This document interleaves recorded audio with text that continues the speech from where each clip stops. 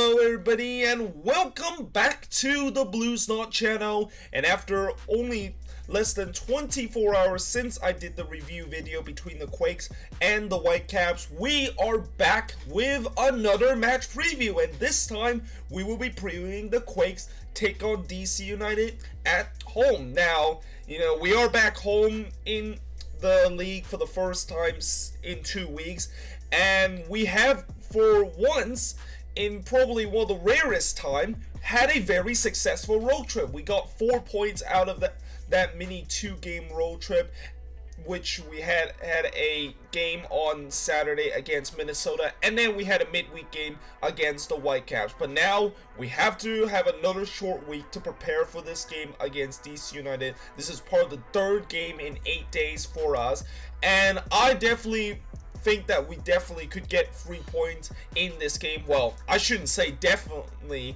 we must get 3 points in this game. I mean, DC United are literally on the same boat as we are right now. They are struggling in the league.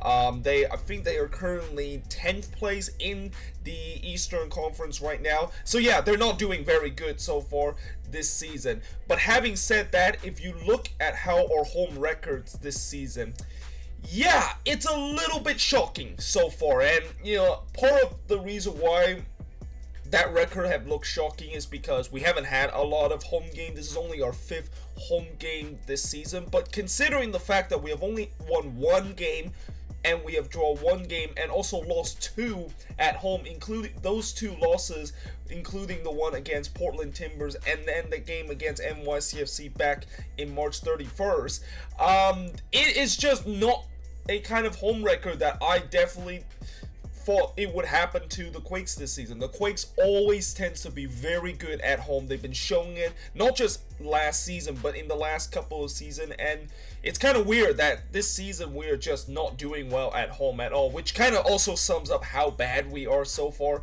in the standings. But the good news is we have got off to what I think this would be the most important stretch of the season with a couple of points, and now we need to get another 3 points against DC United, who, like I said, they are not a very good team, and they definitely is going to, this is going to be one of those teams that we have to get all 3 points. Anything other than 3 points, I will be very, very disappointed.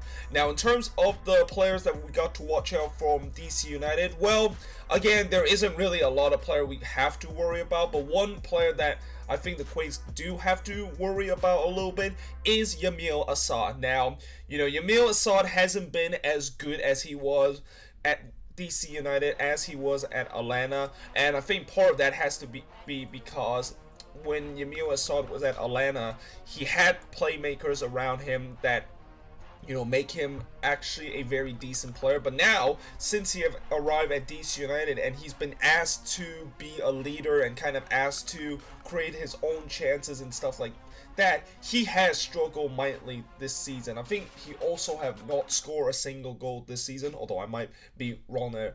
But yeah, that still, even with that, he is still a very dangerous player. He's a very good kind of passer.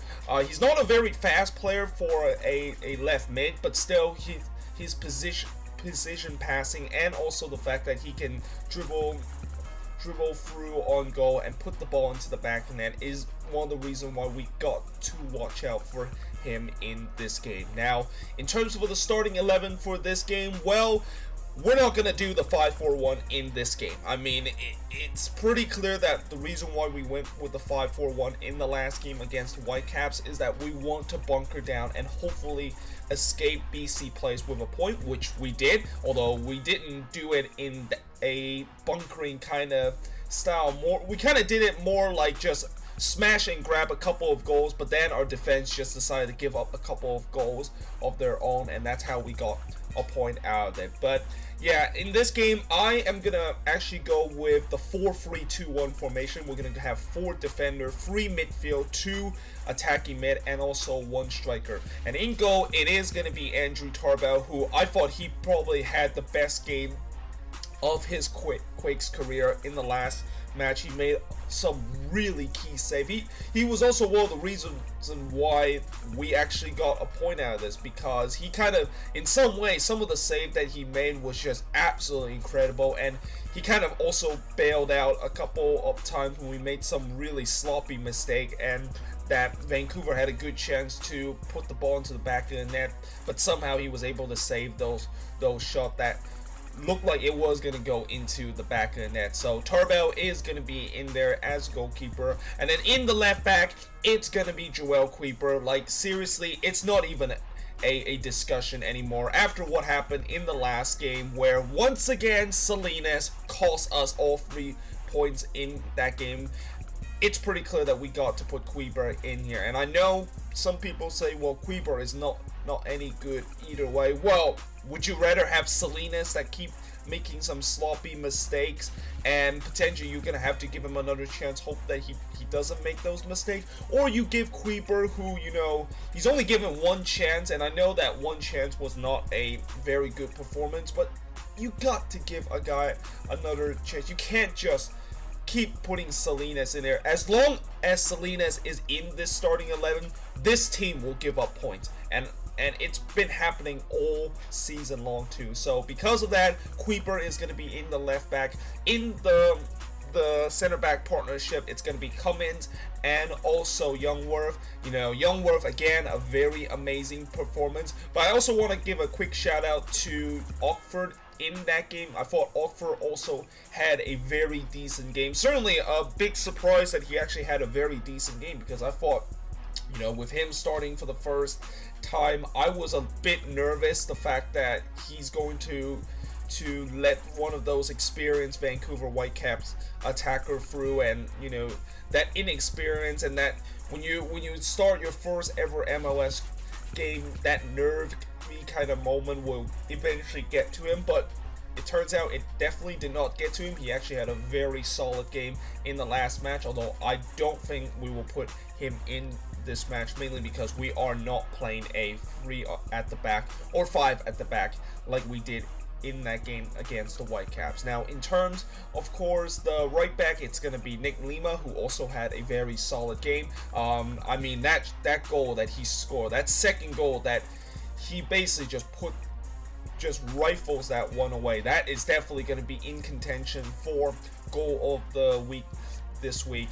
And then in the free midfielder, and I know this is the first time we actually put a free midfielder in this team, but I want us to try this out a little bit. You know, we're still experimenting a couple of different formation. You know, it's pretty clear that this season Michael Sarri still haven't got the correct formation that he really want the team to put in, and, you know, maybe this is going to be another one of those that we're going to have to kind of experiment in. And I think this might be one of the best time to do it, because we're playing a pretty weak team, so we can get away with just try to experiment with a formation that we probably have not used in the past. But in the free holding midfielder, I'm gonna say it is gonna be Godoy and also Jackson Europe, but I'm also gonna put Chris Wayhan in there. I'm gonna give Wayhan his first ever MLS start, because, you know, we don't have other midfielder holding midfield there besides Chris Wayhan, and, you know, hopefully he will have a good kind of MLS debut like what Jimmy Oxford had in that game against the Whitecaps. And yeah, that of course is my midfield trio. And then in the central attacking mid duo, it is going to be Eriksson and also Vako. Vako had a very decent game in the last match. He set up that first goal from Danny Houston. I mean, it was a very lovely through ball to Danny Houston, and, you know, Houston also did a very amazing kind of chip over Brian Rowe, the goalkeeper of the Whitecaps.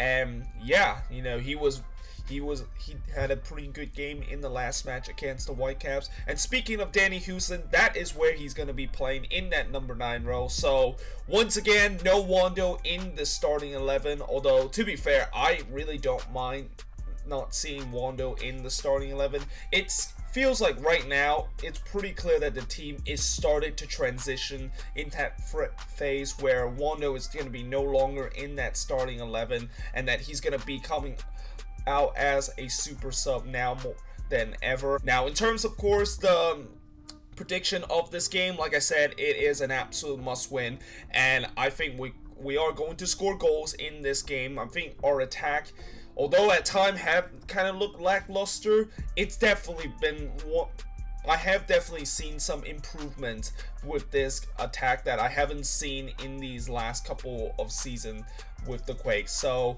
I'm gonna say it's gonna be a high scoring kind of game because I know we're gonna leak goals, and you know, if Salinas is gonna be in there, we're probably gonna concede at least one goal in this game, and probably will also concede another goal because we made a sloppy mistake. So because of that, I'm gonna say we're gonna win it by a final score of 3-2. And yeah, I hope you guys enjoyed this video. If you do, make sure you guys leave a like, smash that subscribe button, and yeah, I will see you guys next time, and I'll see you guys in the match preview on Saturday.